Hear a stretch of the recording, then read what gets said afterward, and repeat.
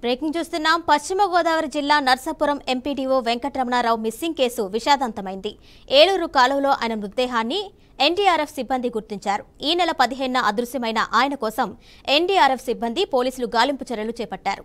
ఈ నెల 16 నుంచి గాలించగా ఇవాళ ఉదయం ఎంపీడీఓ మృతదేహం లభ్యమైంది.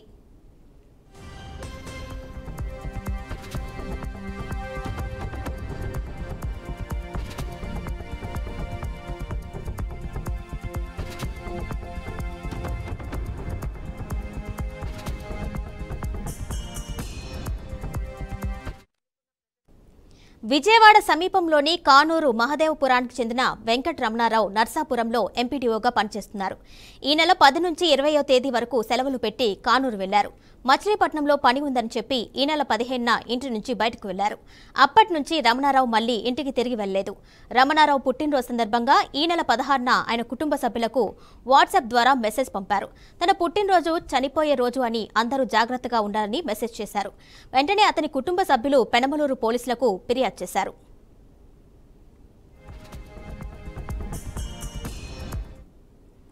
కేసు నమోదు చేసి విచారణ చేపట్టిన పోలీసులు రమణారావు వాహనం మచిలీపట్నంలో ఉన్నట్లు తెలుసుకున్నారు. ఏలూరు కాలువ వద్ద ఆయన సెల్ ఫోన్ సిగ్నల్ కట్ అయినట్లు పోలీసులు గుర్తించారు. దీంతో కాలువలో గాలించి మృతదేహాన్ని గుర్తించారు.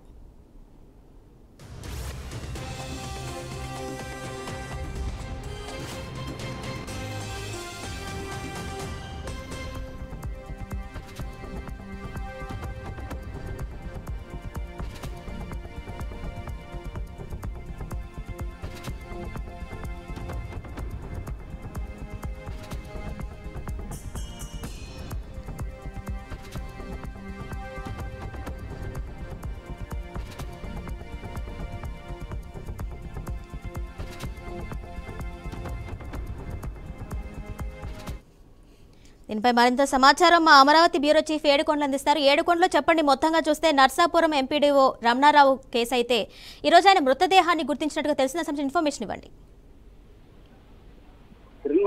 ఇటు పశ్చిమ గోదావరి జిల్లా నర్సాపురం ఎంపీడీఓగా విధులు వెంకటరమణ తన ఉద్యోగ బాధ్యతలో ఉండగా కొంతమంది వైసీపీ శ్రేణులు ఆయన్ని నమ్మించి మోసం చేశారని, తద్వారా ఆయన మీద పడినటువంటి ఏదైతే మర్చిపోతే ఆయన చాలా నిరాశపడి అయితే ఆయన ఇంటికి చేరుకున్నారు. అయితే వారం రోజుల క్రితం ఆయన తన స్వగ్రామైనటువంటి కన్నూరుకు వచ్చి అటు భార్య కలిసిన తర్వాత అక్కడి నుంచి మరలా తిరిగి మచిలీపట్నం నుండి ఏదైతే రైలు మార్గాన విజయవాడ చేరుకుని విజయవాడలోని ఆయన ఏలూరు కాలువల్లో ఆత్మహత్య చేసుకున్నారు. అయితే అది ఆత్మహత్య చేసుకుని ఇప్పటికి వారం రోజులు కావస్తున్నప్పటికీ కూడా అటు ఎన్డీఆర్ఎఫ్ ఎస్డీఆర్ఎఫ్ బృందాలు కూడా ఏలూరు కాలువంతా కూడా జరిగిపెట్టినటువంటి పరిస్థితి కనిపిస్తుంది. అయితే ఆయన ఎక్కడైతే మధురా నగర్ లో ఆయన ఆత్మహత్య చేసుకున్నటువంటి ప్రాంతంలో అక్కడ జీపీఎస్ అక్కడ వరకు వచ్చి చూపించడం ఆగిపోతుంది. అక్కడ నుంచి ఈ కాలువ చర్య చేపట్టినప్పటికీ కూడా ఎక్కడ కూడా ఫలితం లేదు. అయితే కాలువకు నీరును పూర్తిగా నిలిపివేసి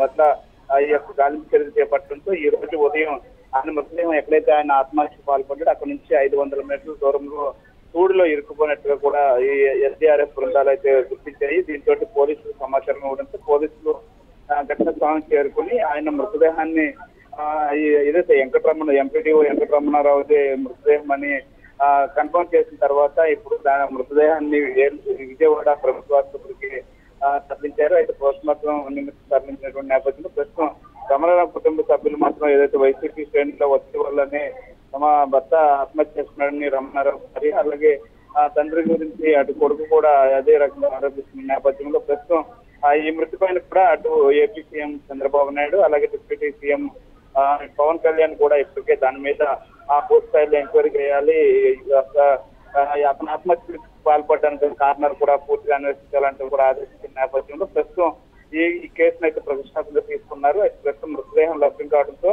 మృతదేహాన్ని పోస్ట్ మార్టం నిమిత్తం తరలించారు. అయితే ఫర్దర్ గా ఇన్వెస్టిగేషన్ కొనసాగుతుందని చెప్పేసి పోలీసులు అయితే చెప్తున్నారు. ఈ పోస్ట్ మార్టం అనంతరం మృతదేహాన్ని బంధువులకు అప్పగించనున్నారు. Right Edukondalu, thank you.